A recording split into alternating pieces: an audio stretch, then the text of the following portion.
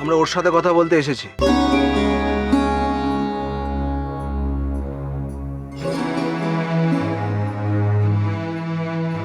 আবার কি করলাম?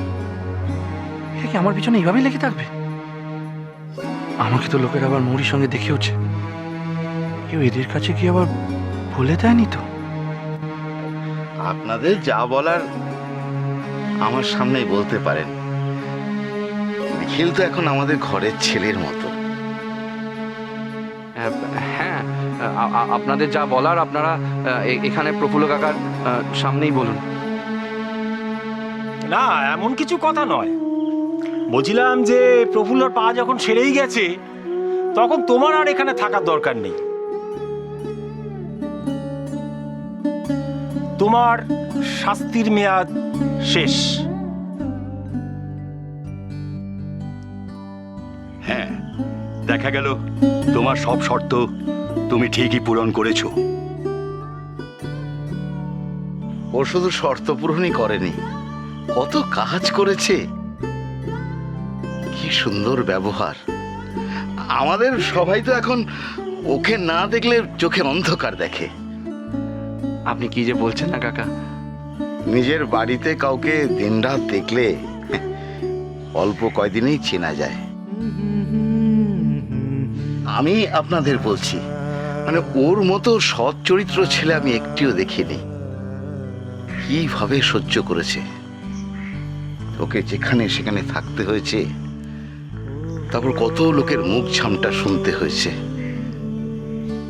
যত রকমের কাজ সবকিছু করতে হয়েছে, অথচ হাসি মুখে করেছে। একটি বারের জন্য মুখ গোমড়া করেনি, বরং বরং আমাদের সবাই মুখে হাসি ফুটিয়েছে।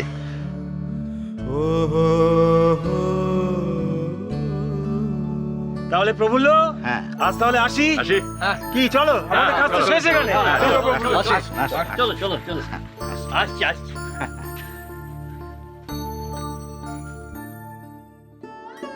আমি তাহলে এখন ফ্রি, কমপ্লিটলি ফ্রি। মৌরিকে যদি এক্ষুনি ছুটে গিয়ে বলতে পারতাম, কিন্তু তা তো হবে না। আমাকে সকাল পর্যন্ত অপেক্ষা করতেই হবে।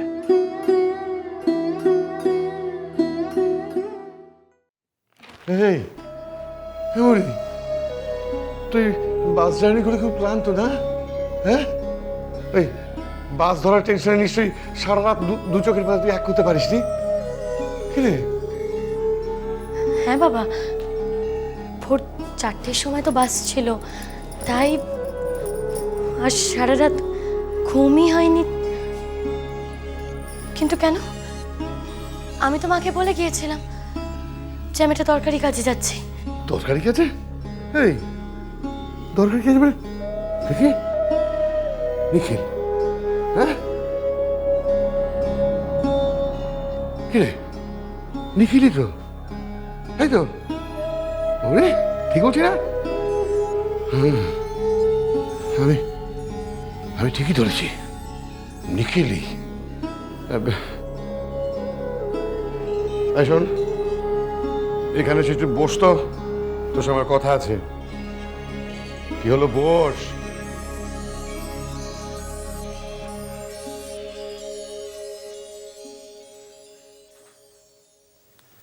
কি কথা বাবা?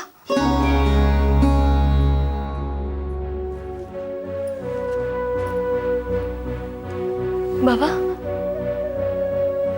ওর কথা শুনে তুমি এরকম চিন্তিত কেন হয়ে পড়লে? দেখো, ওকে যা শাস্তি দেওয়া হয়েছে ও কিন্তু সেই অনুযায়ী সব কাজ করেছে। এখন তো মুক্তি পেয়ে যাওয়ার কথা বাবা। তাহলে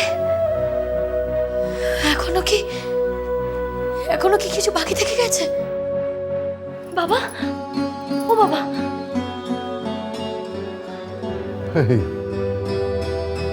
না রে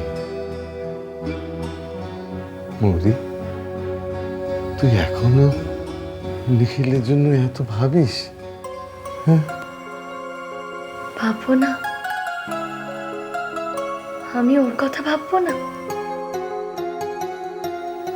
কিন্তু তুমি কি চাও বাবা? আমি ওর কথা আর না ভাবি?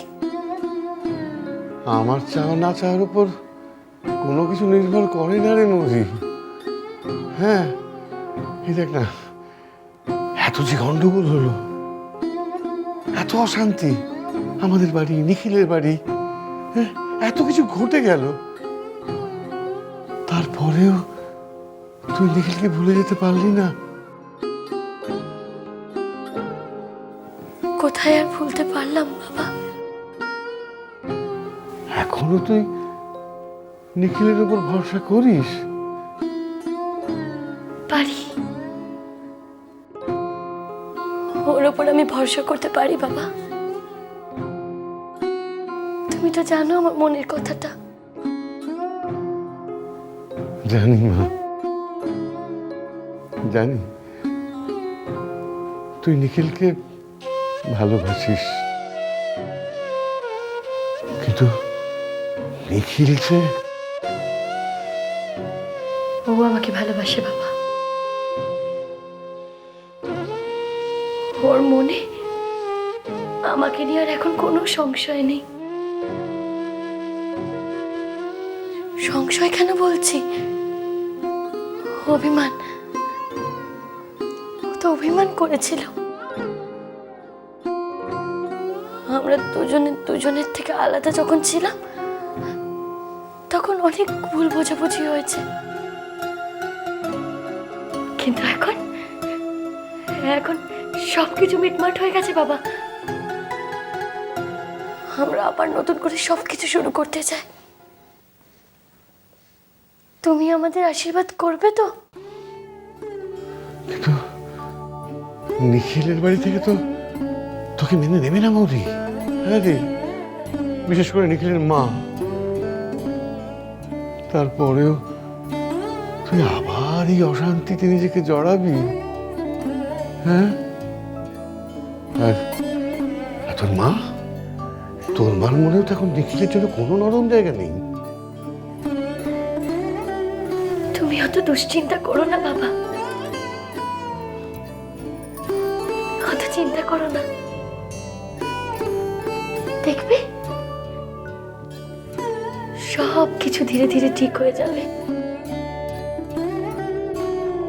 এই 3 বছরে আমি অনেক কিছু জেনেছি, অনেক কিছু শিখেছি। আর তুমি আমাকে ভরসা করো তো? আর আমি ওকে ভরসা করি, আমার ভালোবাসাকে ভরসা করি।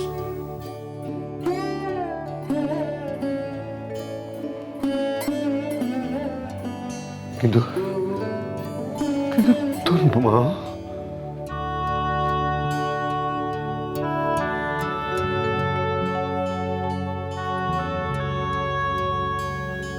মাও ঠিক মেনে নেবেন আমাদের।